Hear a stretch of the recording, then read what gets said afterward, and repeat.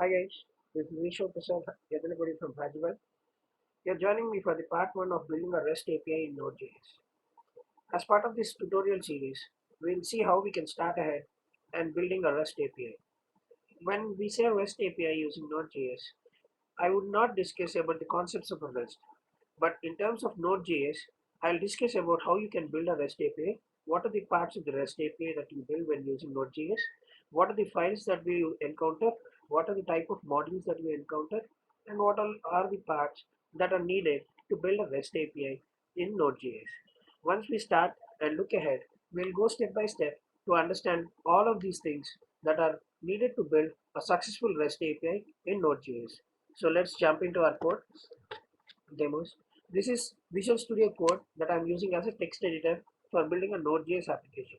It's been released recently by Microsoft to build websites using ASP.NET and to build applications using Node.js. It's free out there and you can grab one. There are other text editors like Sublime Text. I've used it for a while now, but because Visual Studio Code has been released with Microsoft, I wanted my hands on with this and I'm trying to build a REST API using this. So I want to demo you all using Visual Studio Code. No matter what, all the code lines that we write and all the parts that we read and we learn together in building this REST API lies the same. So currently we have an empty folder called Students API and there are no files in it. Once we start building our REST API, we'll slowly add one after the other all the files that are required for us. In order to build a REST API, no matter not just a REST API, but to work on your Node.js application, one of the most important things that you need in your application is a package.json file.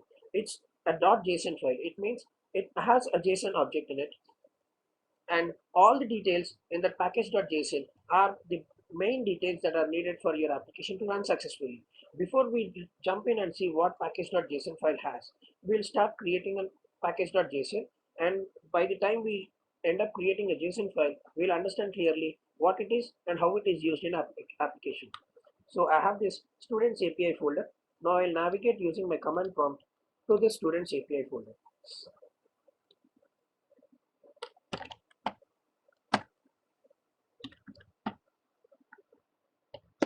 That's in my E folder.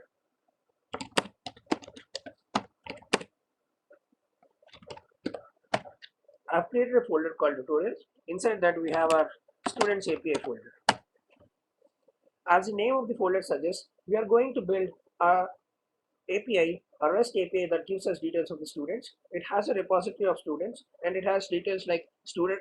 It helps us in getting students using an ID, students using their names, and we can get average number of students, the students class, the average age of the students, and most of that once we start building our database. But before that, we'll see what a package.json is.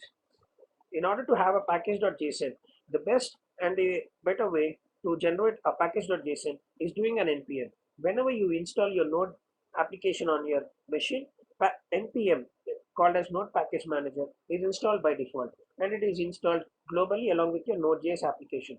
So if you have to want to instantiate our package.json file in the folder where in the working folder of our application, we have to go navigate to that and then we have to say npm init. This will initialize a package.json file in the simplest possible way, but the best possible way.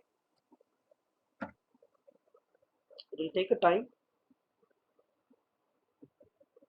and there you see it has an error. This error is nothing but it says the name can no longer contain capital letters because we have named our folder as students API and where S and A in the folder structure in the folder name are capitals. It says I cannot accept a package.json file which has a property called name with capitals in it. So I'm gonna write it as students API. It has accepted it now. And the second property that a package.json file has is version. It is asking me what version name, what the version value you want to associate with this package.json, and in general for all your application. That's called students API. Do you want to name it as 1.0.0? I said yes. And do you want to add any description? I will say this will get me the details of students. Okay. and it says what's the entry point of, of this application. I'm going to consider that index.js by default is the entry point for it. Let us keep it as is as of now. And it says you have to have any test command. I will leave it as it. Git repository, keywords, author. There's no wrong in giving your name. I'll give my name. And what is the kind of license you want, ISC or whatever else licenses that you believe you can give your application. I want to leave it as is. And says, do you want to accept it? I'll say yes. You can see in the application, in this section, there's a JSON. This is an open brace and a close brace, a flower bracket, and this is the normal structure of a JSON file. And you have properties in your JSON, and it has a value in it. It's like a key value pair, where if you have to consider it. So it has a name property with a value on it, with a version property with a value associated with it. Now, if you go back to your Visual Studio Code and if you look into it, your empty students API, which we started with, has a file called as package.json now. Once I open it, it has nothing else but all the values that we have read using our command prompt. It has name associated with the name of with the value that we have given it, a version, a description, a main, subject, author, and licenses. This is how you create a package.json file. Guys, there are ways wherein people have added a package.json manually and have added all these values, but please don't do it. This is the best possible way, and this is the suggested way you generate a package.json. And once you put your code into production, this is the best way to manage your code so that you don't have any issues in your package.json. Now that we have created a package.json file, we'll start building our REST API.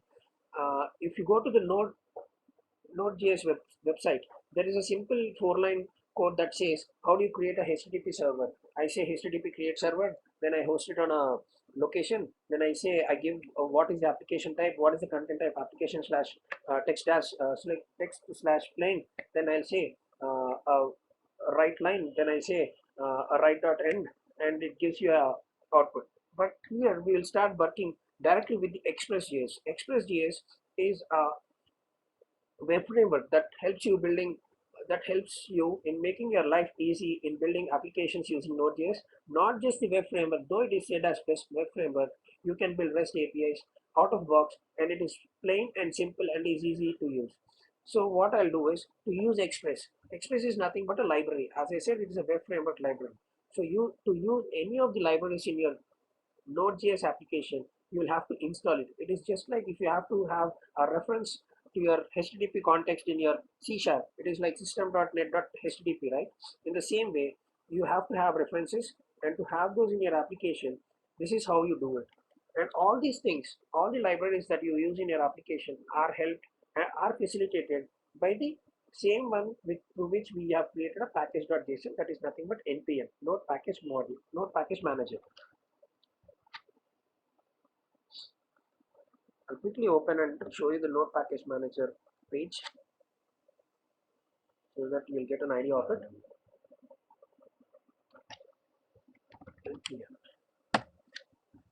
And we'll quickly open Express.js as well.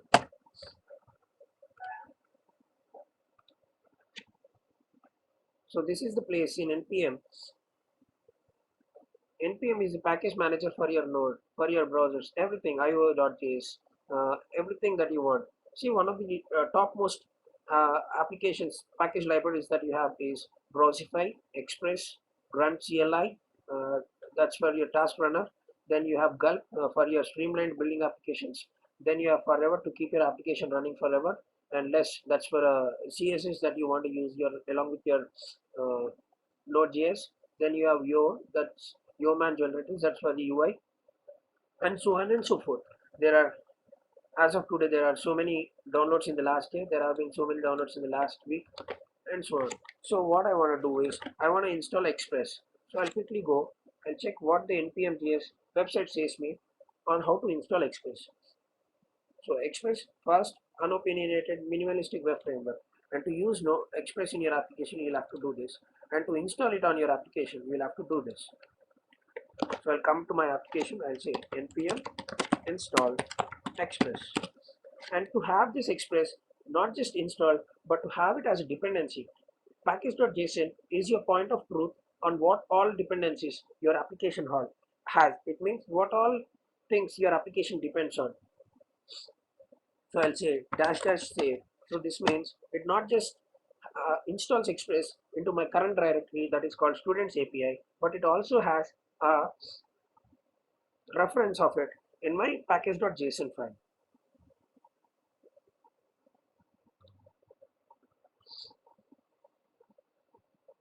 These errors are nothing but it did not find a repository field in my package.json, and it says it did not find a readme file.